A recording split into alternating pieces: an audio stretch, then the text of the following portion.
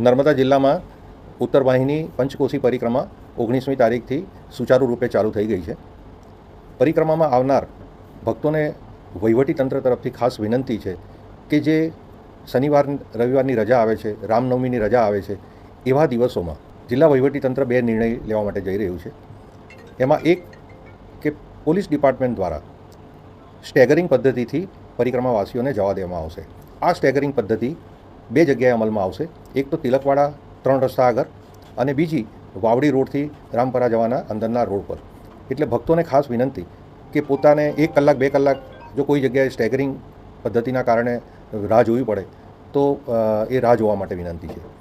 બીજી બાબત એ છે કે સામાન્ય રીતે શનિવારની રજાના દિવસે કે કોઈ ધાર્મિક તહેવારની રજાના આગલી રાત્રે આવતા હોય છે તો મારી ખાસ વિનંતી છે કે આપ સોમ, મંગળ, બુધ, ગુરુવારે આવો તો આપને ઉત્તમ કક્ષાની વ્યવસ્થા અમે પૂરી પાડી શકીશું. આ વખતે એક બીજો અમે નિર્ણય લીધો છે કે જે પવિત્ર યાત્રાધામ વિકાસ બોર્ડની જે વેબસાઇટ છે એ વેબસાઇટ પર રજિસ્ટ્રેશન કરાવવું જરૂરી છે.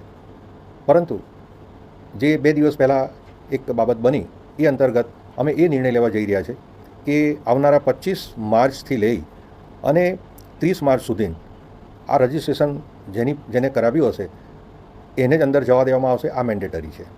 ત્યાર પછી જે બીજા રજાના દિવસો છે, દાખલા તરીકે 2 April, 3 April, 4 April, 11 April, 13 April, આ દિવસોમાં રજિસ્ટ્રેશન મેન્ડેટરી છે, જેથી કરીને આ યાત્રા આપ સારી રીતના કરી શકો. ત્રીજો મુદ્દો જે છે એ લાઈફ જેકેટનો મુદ્દો છે. ઘણી વખતે આપ એવું વિચારતા હશો કે 5 મિનિટની યાત્રા છે, લાઈફ જેકેટ ન પહેરીએ તો શું થાય? પણ લાઈફ જેકેટ પહેરવું એ મેન્ડેટરી છે અને આવનારા દિવસોમાં અમે આ પેનલ્ટીની પણ જાહેરાત કરીશું કે જે લાઈફ જેકેટ ન પહેરે એને પેનલ્ટી કરવામાં આવશે.